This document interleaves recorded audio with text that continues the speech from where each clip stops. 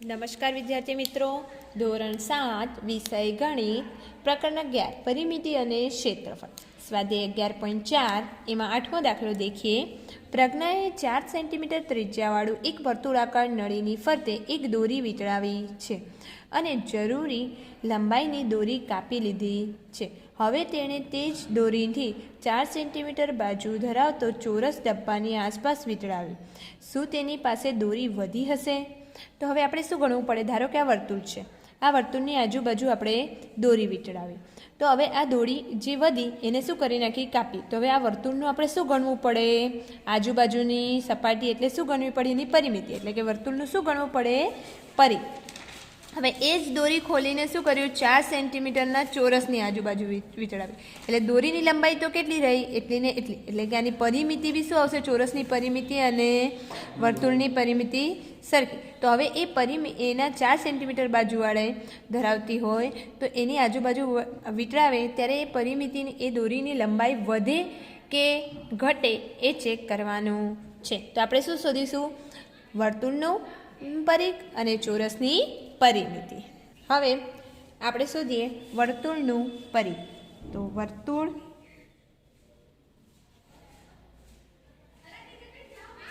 નું પરિઘ બરાબર 2πr।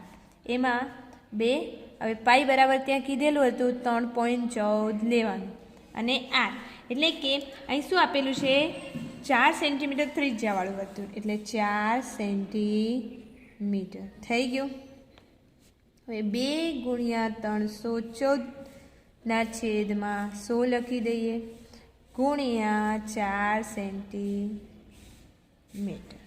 હવે 2 ચોક 8, 8 ગુણ્યા 314, તો 8 ચોક 3200, 2 વધી પડી 3, 8 એકા 8, 8 ને 3 11, 1 વધી પડી 1, 8 તરી 24, 24 ને 1 25/100।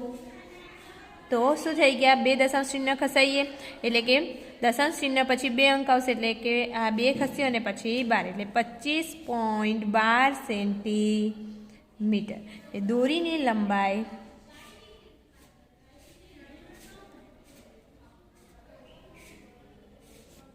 25.12 સેન્ટીમીટર હશે। હવે આપણે ચોરસ ડબ્બાની પરિમિતિ, ચોરસ ડબ્બાની પરિમિતિ બરાબર 4 ગુણ્યા લંબાઈ। તો ચોરસની કેટલી બાજુ હોય? 4, ચારે બાજુ સરખી, એટલે ગુણ્યા 4 અને કેટલી છે? 4 સેન્ટીમીટર શું છે એની લંબાઈ, એટલે 4 ચોક 16 સેન્ટીમીટર। એટલે કે આમાં શું પૂછ્યું છે કે 4 સેન્ટીમીટર બાજુ ધરાવતા ચોરસ ડબ્બાની આસપાસ વીંટળાઈએ તો શું તેની પાસે દોરી વધે? હા, એની પાસે દોરી વધે, પણ કેટલી વધે? વધેલી દોરી તો 25.12 ઓછા 16 થાય, તો 0, 2 અને આ 12 થઈ ગયા। 25માંથી 16 જાય એટલે 9.12 સેન્ટીમીટર વધે। શું પૂછ્યું છે? હા, દોરી વધે 9.12 સેન્ટીમીટર જેટલું થઈ ગયો દાખલો। હવે આગળ દાખલો દેખીએ। હવે 9મો દાખલો, બાજુની આકૃતિમાં એક લંબચોરસ જમીન પરની લોનની મધ્યમાં ફૂલનો એક વર્તુળાકાર ભાગ દર્શાવેલો છે। આ લંબચોરસ છે, એની અંદર વર્તુળાકાર ભાગ। બધી જ જમીનનું ક્ષેત્રફળ શોધો। તો બધી જ જમીનનું ક્ષેત્રફળ શોધવું હોય તો આપણે શું કરીશું? બધી જ જમીનનું શોધવા માટે શું કરવાનું કે લંબાઈ ગુણ્યા પહોળાઈ, આખી જમીન છે આટલી ભાગ, આટલો ભાગ જમીન છે, તો લંબાઈ ગુણ્યા, કારણ કે લંબચોરસ છે તો લંબચોરસ જમીનનું ક્ષેત્રફળ બરાબર લંબાઈ ગુણ્યા પહોળાઈ એટલે 10 ગુણ્યા 5 એટલે કે 50 મીટર વર્ગ. ભાગનું ક્ષેત્રફળ, તો ખાલી ભાગનું ક્ષેત્રફળ ગણવું હોય તો શું કરવું પડે કે આપણે આ ભાગનું ક્ષેત્રફળ શું કીધું છે કે બાજુની આકૃતિમાં એક લંબચોરસ જમીનની લોનમાં મધ્યમાં ફૂલનો એક વર્તુળાકાર ભાગ, તો ખાલી આ ભાગનું ક્ષેત્રફળ એટલે કે ભાગ કયા આકારનો છે? વર્તુળાકાર. તો વર્તુળાકાર ભાગનું ક્ષેત્રફળ બરાબર પાઈ આર વર્ગ. તો પાઈ કીધેલું નથી એટલે આપણે 3.14 બી લઈ શકીએ કાં તો 22/7 બી લઈ શકીએ, એટલે કે પાઈ આરનો વર્ગ અને પાઈ ગુણ્યા 2 ગુણ્યા 2 એટલે ભાગનું ક્ષેત્રફળ મળી ગયું. પછી શું કીધું છે? ભાગ સિવાયની જગ્યાનું ક્ષેત્રફળ એટલે કે આટલા જ ભાગનું ક્ષેત્રફળ. તો આ ભાગનું ક્ષેત્રફળ શોધ્યું, જમીનનું ક્ષેત્રફળમાંથી આ ભાગનું ક્ષેત્રફળ બાદ કરી દઈએ તો ખાલી આટલા ભાગનું મળી જાય. તો મળી જશે. ભાગનો પરિઘ શોધો, એટલે કે ભાગ કેવો છે? વર્તુળાકાર, એટલે પરિઘ શોધવાનો. તો 2 પાઈ આર 2 ગુણ્યા પાઈની કિંમત લખવાની ગુણ્યા આરની કિંમત કેટલી છે? 2 મીટર. આ દાખલો તમારે હોમવર્કમાં ગણવાનો છે. નીચેની આકૃતિઓમાં છાयांકિત ભાગનું ક્ષેત્રફળ શોધો. તો A B C D એક ચોરસ લંબચોરસ આપેલું છે. પછી આ આકૃતિ આપેલી છે અહીંયા આગળ અંદર E અને F અને C. તો છાयांકિત ભાગનું એટલે કે આટલા જ ભાગનું આપણે ક્ષેત્રફળ શોધવાનું છે. તો કઈ રીતે શોધીશું આપણે દેખીએ. હવે આપણે શીખ્યું હતું આગળ કે ત્રિકોણનું ક્ષેત્રફળ કઈ રીતે શોધવાનું અને લંબચોરસનું ક્ષેત્રફળ કઈ રીતે શોધવાનું. તો આપણે શું કરીશું? ખાલી છાयांકિત ભાગ આનું ક્ષેત્રફળ શોધવાનું છે. તો આપણે શું કરીશું? આ લંબચોરસનું ક્ષેત્રફળ શોધી લઈશું અને આ બે ભાગનું શું કરી દઈશું? બાદ કરી દઈશું. તો બાકી વધેલું ભાગ કેટલું મળી જશે? EFDC નું ક્ષેત્રફળ મળી જશે. તો ચતુષ્કોણ ABCD નું ક્ષેત્રફળ બરાબર લંબાઈ ગુણ્યા પહોળાઈ. એની લંબાઈ કેટલી છે? 10 મીટર છે ને આ બાજુ 8 મીટર. તો કુલ કેટલી થઈ? 10 + 8 18 સેન્ટીમીટર થઈ, એટલે કે 18 સેન્ટીમીટર.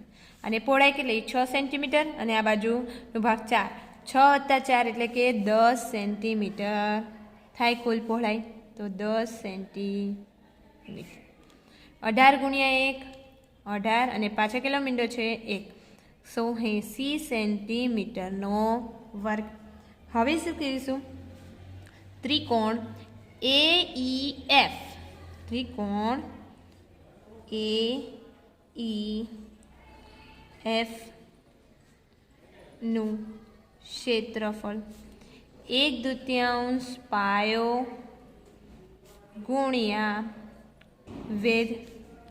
હવે આ પાયો રાખીએ આપણે 1/2 તો પહેલાં લખી જ દઈએ. આનો આ ખૂણો 90 અંશ હોય તો આ શું થઈ જશે? એનો વેધ. આ પાયો હોય તો આ વેધ. તો શું થઈ ગયું? પાયો ગુણ્યા AF ગુણ્યા A કેટલો થઈ ગયો? 1/2 ગુણ્યા 6 ગુણ્યા 10 2 તરી 6 3 એકા 3 3 30 સેન્ટીમીટરનો વર્ગ. પછી એ જ રીતે આ બીજા ત્રિકોણનો ત્રિકોણ EBC નું ક્ષેત્રફળ બરાબર 1/2 પાયો ગુણ્યા વેધ. તો 1/2 પાયો કેટલો છે આનો? 10 ગુણ્યા 8. તો 8 2 ચોક 8 2 1 ગુણ્યા 10 10 10 ચોક 40 સેન્ટીમીટરનો વર્ગ થઈ ગયું. હવે આપણે છાयांકિત ભાગનું ક્ષેત્રફળ બરાબર ત્રિકોણ ABCD નું ક્ષેત્રફળ ઓછા ત્રિકોણ AEF નું ક્ષેત્રફળ ઓછા ત્રિકોણ EBC નું ક્ષેત્રફળ.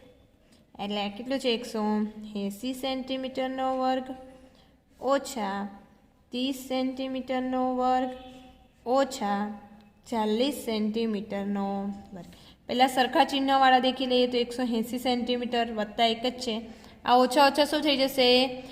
વત્તા, એટલે 30 વત્તા 40 70 સેન્ટીમીટરનો વર્ગ. વચ્ચે ચિહ્ન શેનું આવે? મોટી સંખ્યા એટલે 40નું, એટલે ઓછાનું જ ચિહ્ન આવશે. થઈ ગયું. 180 સેન્ટીમીટર ઓછા 70 એટલે 110 સેન્ટીમીટરનો વર્ગ. લખી દેવાનું છાयांकित ભાગનું ક્ષેત્રફળ બરાબર 110 સેન્ટીમીટરનો વર્ગ આવે. એ જ રીતે આ રીતે છાयांकित ભાગનું ક્ષેત્રફળ શોધવા કીધું છે તો શું કરીશું કે આ ચોરસનું ક્ષેત્રફળ શોધીશું, કારણ કે 10 વત્તા 10 કેટલા થઈ જશે? 20. જો આ બાજુ 20 હોય તો આ પણ 20, આ બાજુ 20 સેન્ટીમીટર તો આ પણ 20, આ 10 હોય તો પેલી બી 20 થઈ ગઈ છે. બધી બાજુઓ સરખી છે, એનો મતલબ કે આ ચોરસ. તો ચોરસ PQRSનું ક્ષેત્રફળ બરાબર લંબાઈ ગુણ્યા લંબાઈ 20 ગુણ્યા 20 એટલે 400 સેન્ટીમીટરનો વર્ગ. ત્રિકોણનું ક્ષેત્રફળ શોધી લેવાનું. એના આધારે આપણે ત્રિકોણ PQTનું ક્ષેત્રફળ. તો હવે આ ભાગ આખો 20 છે તો આ બી 20 હશે, તો 10 અહીં આપેલો છે તો આ કેટલો થઈ જશે? PT 10, અને આ 10 ને 10 20, તો આ સામે એસારની સામેની બાજુ બી સરખી જ હોય એટલે PQ કેટલો થઈ જશે? 20. 20 ગુણ્યા 10 થઈ જશે 1/2 પાયો ગુણ્યા વેધ. એ જ રીતે આ ત્રિકોણનું, ત્રિકોણ TSUનું ક્ષેત્રફળ, ત્રિકોણ URQનું ક્ષેત્રફળ. ચોરસ PQRSના ક્ષેત્રફળમાંથી ત્રિકોણ PQTનું ક્ષેત્રફળ બાદ કરવાનું, TSUનું ક્ષેત્રફળ બાદ કરવાનું અને URQનું ક્ષેત્રફળ બાદ કરતાં છાयांकित ભાગનું ક્ષેત્રફળ મળી જશે. આ દાખલો તમારે હોમવર્કમાં કરવાનો રહેશે. હવે આપણે દેખીએ 11મો દાખલો. ચતુષ્કોણ ABCDનું ક્ષેત્રફળ શોધો. ABCDનું ક્ષેત્રફળ શોધો. તો AC બરાબર 22 સેન્ટીમીટર, BM બરાબર 3 સેન્ટીમીટર, DN બરાબર 3 સેન્ટીમીટર. BM એ AC ને લંબ છે એટલે કે આ 90 અંશ થઈ ગયો. DN લંબ છે AC ને એટલે કે આ કેટલો થઈ ગયો? 90 અંશ. આ બે ત્રિકોણ થઈ ગયા. તો આપણે બે ત્રિકોણના આધારે ABCનું ક્ષેત્રફળ અને ADCનું ક્ષેત્રફળ. તો એ 90 અંશ થઈ ગયો, લંબ છે એનો મતલબ શું થઈ ગયા? આ વેધ થઈ ગયો એનો. તો આપણે બે ત્રિકોણોના ક્ષેત્રફળ શોધીને બંનેનું ચતુષ્કોણનું ક્ષેત્રફળ આપણે શોધી શકીએ. લખીએ ત્રિકોણ ABCનું ક્ષેત્રફળ બરાબર 1/2 પાયો ગુણ્યા વેધ. તો 1/2 પાયો શું છે? AC, અને AC પરનો વેધ. એટલે ત્રિકોણ ABC માટે વેધ કયો થયો? BM થયો. એટલે 1/2 AC કેટલું છે? 22, અને AC પરનો વેધ BM કેટલો છે? 3. તો 11 × 2 = 11 × 33 સેન્ટીમીટરનો વર્ગ. એ જ રીતે બીજો ત્રિકોણ ADCનું ક્ષેત્રફળ બરાબર 1/2 પાયો ગુણ્યા વેધ. 1/2 પાયો AC જ છે, અને વેધ કયો છે? આનો ત્રિકોણ D, ADCનો DN. 1/2 AC કેટલું છે? 22 સેન્ટીમીટર, અને DN કેટલું છે? 3. એટલે 11 × 22 33 સેન્ટીમીટરનો વર્ગ.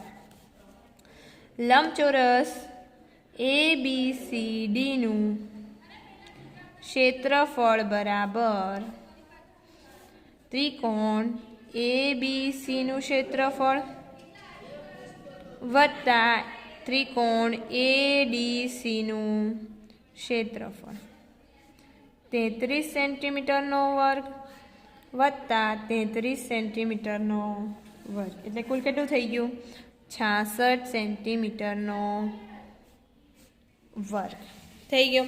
તો આપણે લખી દેવાનું, આપેલ આકૃતિ જે ચતુષ્કોણ ABCDનું ક્ષેત્રફળ એ 66 સેન્ટીમીટરનો વર્ગ થાય.